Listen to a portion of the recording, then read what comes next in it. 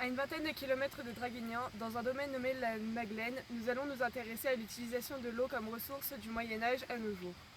Dans ce domaine, nous pouvons y trouver la source de la Nartubie, 3 bassins, 2 moulins et un aqueduc auquel nous nous intéresserons un peu plus tard.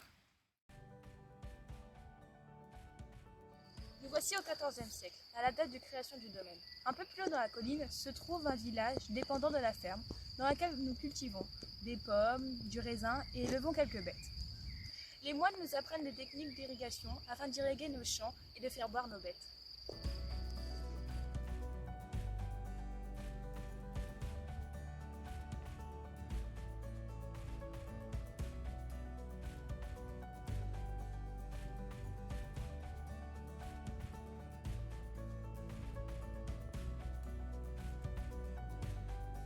Aujourd'hui, nous retrouvons une partie de ces installations sur leur emplacement d'origine, mais leurs utilisations ont évolué avec le temps. Nous nous trouvons en face de la source de la Nartubie. Le syndicat intercommunal a créé une retenue d'eau sur la source pour alimenter 5 villages des environs: Montferrat, Clavier, Calas et Château-Double, et en plus. Ils ont construit un champ captant. C'est un système qui permet d'améliorer le rendement de la source et d'amener l'eau à un endroit précis.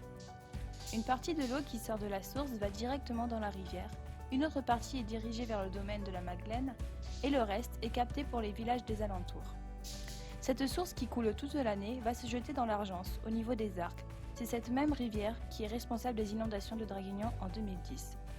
C'est donc ici que commence le chemin de l'eau.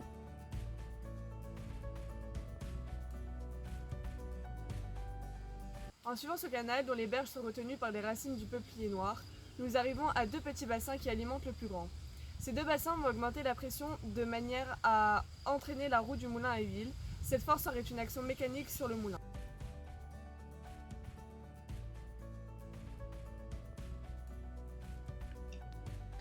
Le grand bassin servait et sert toujours à arroser le champ grâce à des petits ruisseaux sur ses côtés et au centre. Pour irriguer uniformément, il suffit d'ouvrir la vanne afin de diriger l'eau là où on en a besoin.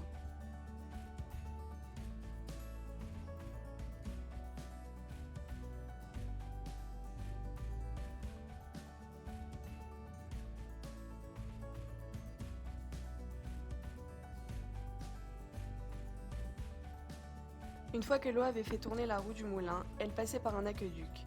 Au Moyen-Âge, la première branche de ce pont permettait d'alimenter une grosse citerne qui mettait l'eau en pression pour entraîner la roue du moulin afin de presser les olives pour l'huile. Maintenant, il sert à alimenter l'abreuvoir des moutons.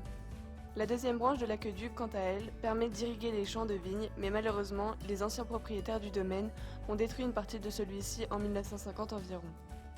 Cet aqueduc date du XIVe siècle. Il a été fabriqué à partir d'une pierre appelée le tuf, pierre très légère.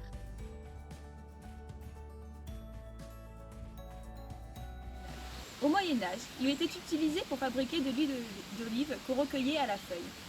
Il a été ensuite abandonné suite à une période semi-glaciaire en France. Il ne restait donc que des olives dans le sud du département.